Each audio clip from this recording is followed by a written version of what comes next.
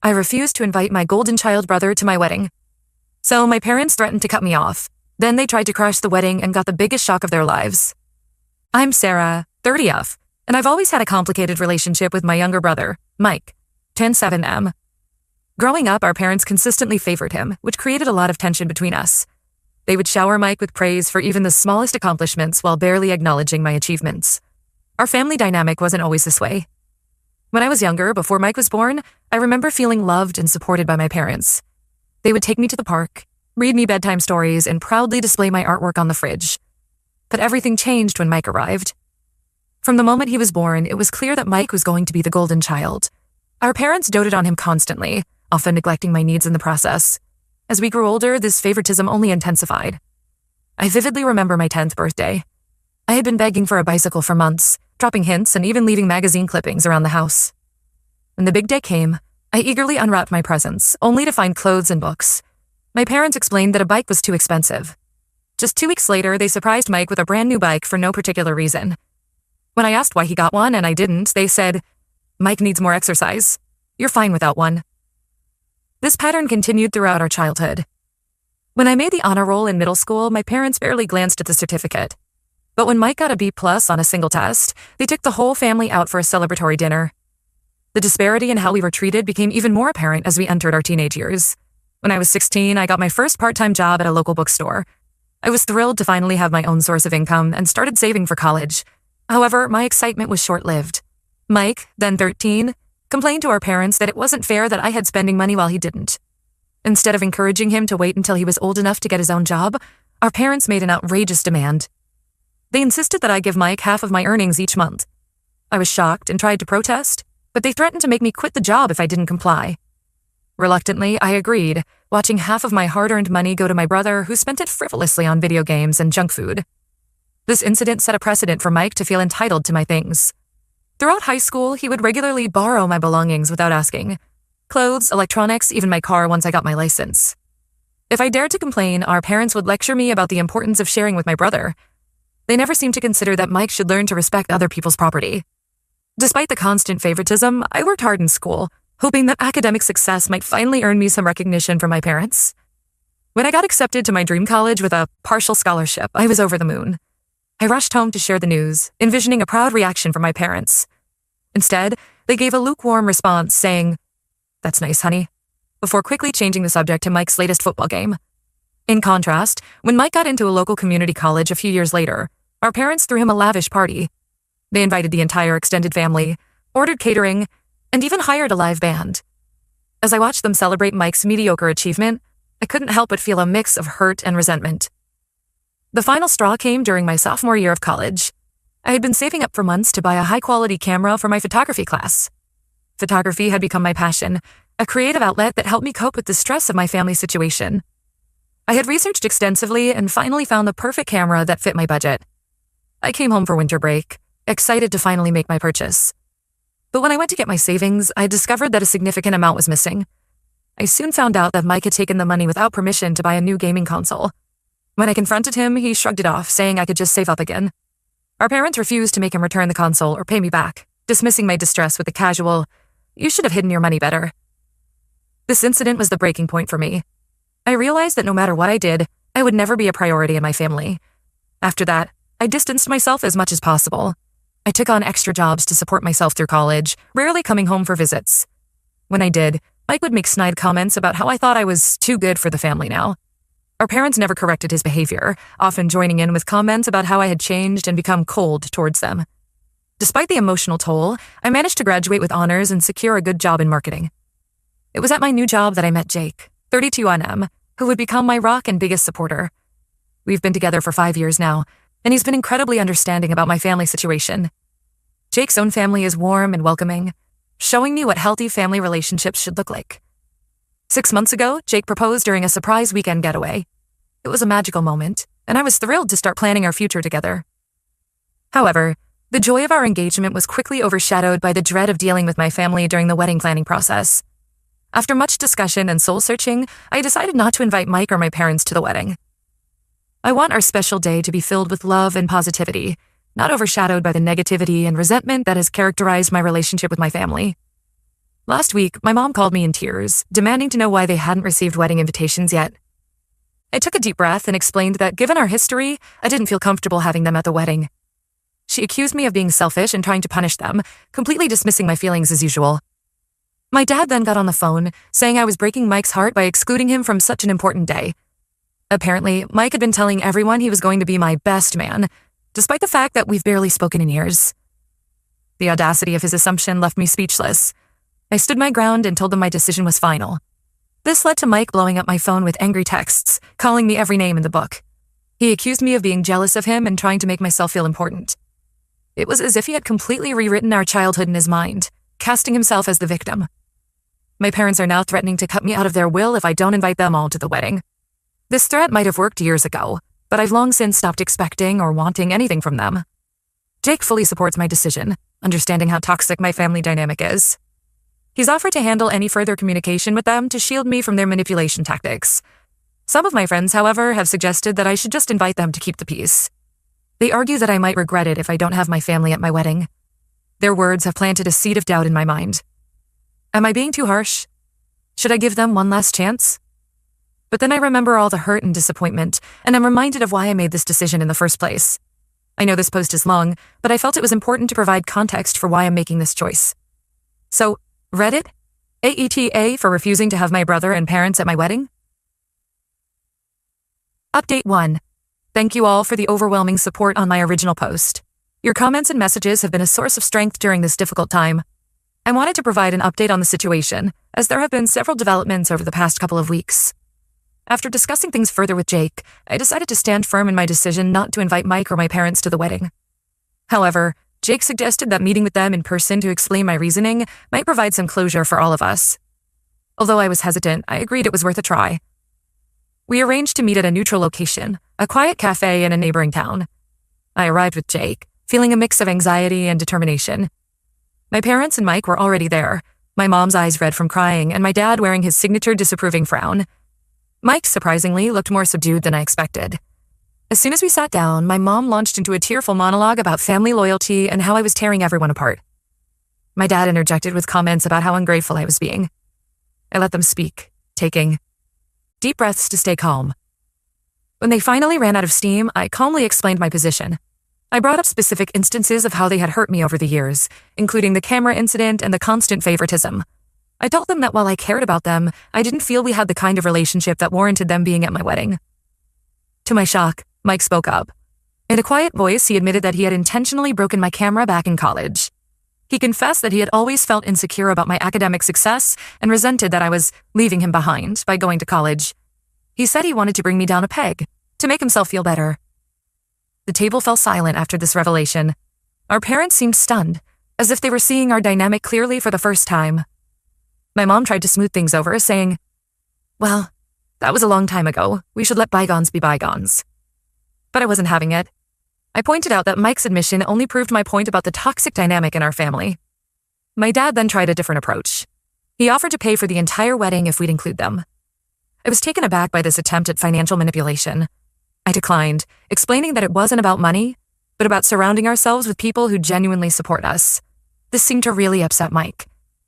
He started ranting about how I've always thought I was better than the family, and that I was going to regret pushing them away. It was as if all his earlier remorse had evaporated, replaced by the familiar anger and resentment. At that point, Jake, who had been quietly supportive throughout the conversation, suggested it was time for us to leave. As we were getting up, my mom grabbed my arm, tearfully asking if this meant I was cutting them out of my life forever. I told her honestly that I didn't know, but that I needed space to heal and figure things out. In the days following this meeting, my phone has been constantly buzzing with messages from extended family members. It seems that Mike and my parents have been spinning their own version of events, telling everyone that I'm having a mental breakdown and trying to destroy the family. My aunt even called, suggesting I postpone the wedding until I come to my senses. The constant barrage of messages and calls has been emotionally draining. I found myself second-guessing my decision at times, wondering if I'm overreacting. But then I remember the years of hurt and dismissal, and I know I'm doing the right thing for myself. Jake has been my rock through all of this. Seeing how my family treated me at the meeting only reinforced his support of my decision. He suggested we take a weekend trip to get away from all the drama and focus on our relationship. We ended up driving to a quaint little beach town a few hours away. During our trip, we spent time walking on the beach, trying local restaurants, and just enjoying each other's company without the cloud of family drama hanging over us. One evening, as we watched the sunset, Jake told me how proud he was of me for standing up for myself. He reminded me that we're creating our own family now, one built on mutual respect and love. This getaway was exactly what I needed to reaffirm my decision and refocus on the exciting future ahead of us. We even started discussing the possibility of moving to a new city after the wedding for a fresh start, away from the constant reminder of my family's toxicity. When we returned home, I made the difficult decision to block my family's numbers and social media accounts. It felt extreme, but I realized I needed to protect my peace of mind as we approached the wedding. We've also taken some practical steps to ensure our wedding day goes smoothly. We've hired security for the venue in case any uninvited guests try to show up. We've also password protected all our vendor accounts so no one can make changes to our plans. It's sad that we have to take these precautions, but I want to be prepared for anything. As the wedding draws closer, I'm trying to focus on the positive aspects. Marrying the love of my life, surrounded by friends who have become family. Yes, there's still a lingering sadness about the situation with my biological family, but I'm learning to accept that I can't change them or force them to treat me with respect. All I can do is move forward and create the life and family I deserve. Thank you again for all your support. It means more than you know to have people validate my feelings after years of being gaslit by my family. I'll post another update after the wedding to let you all know how it goes. Update 2. It's been about a month since my last update, and I wanted to share some developments in the situation with my family and our wedding plans. First, the good news. Jake and I have finalized most of the details for our wedding, and we're both getting excited.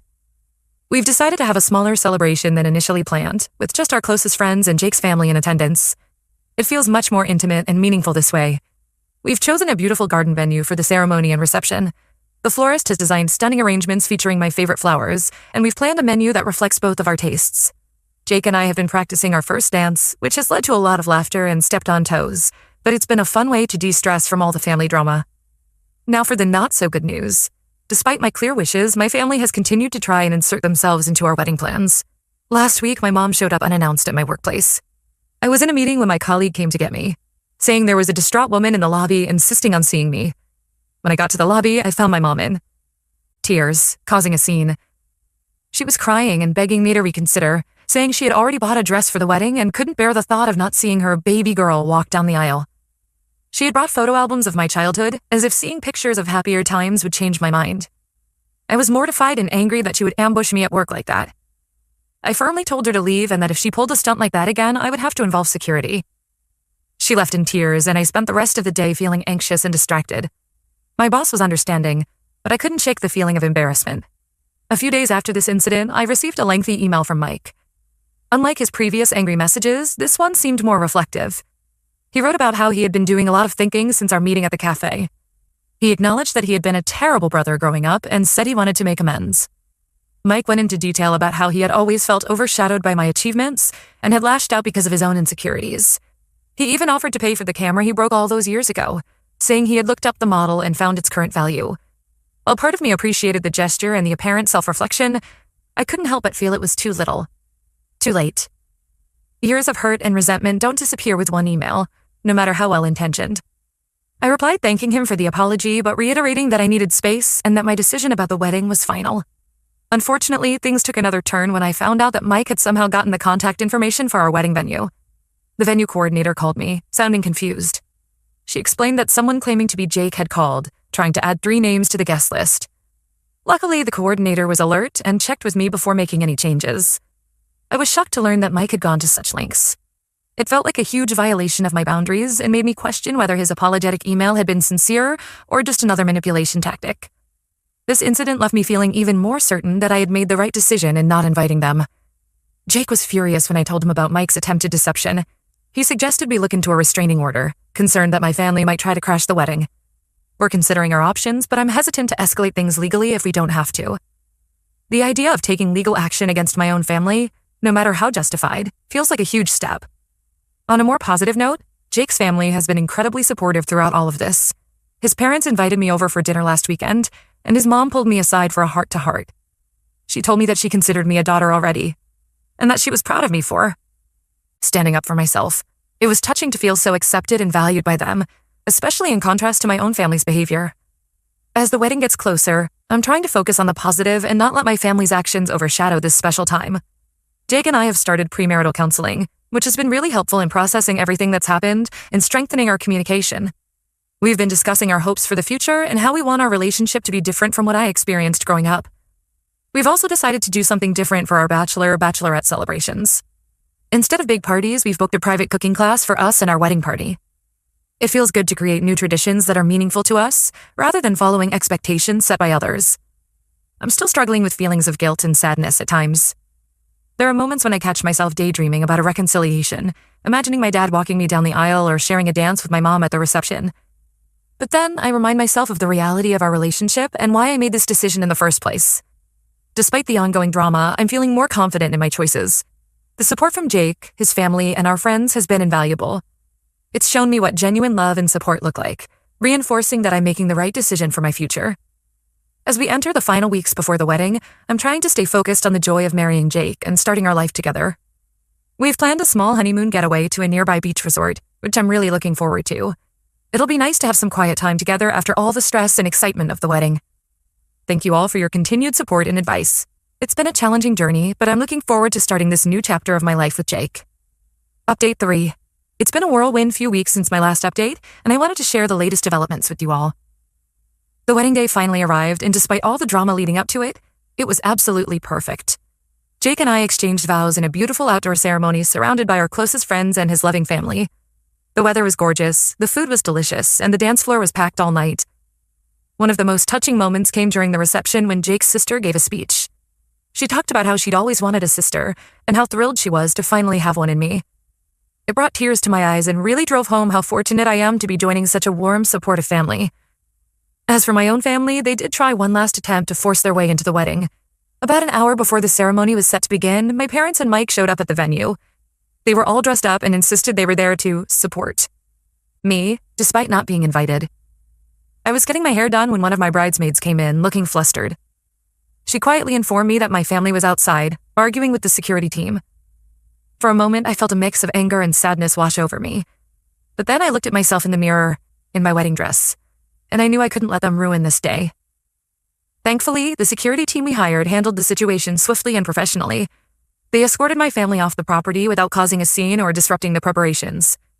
I'm so glad we took the precaution of hiring security, as it allowed me to relax and enjoy my day without worrying about potential drama. The ceremony itself was beautiful. Walking down the aisle towards Jake, seeing his face light up as he saw me, I knew without a doubt that I had made the right decision. We wrote our own vows, and there wasn't a dry eye in the house when we finished. Jake's parents were beaming with pride, and I felt more loved and supported than I ever had before. The reception was a joyous celebration.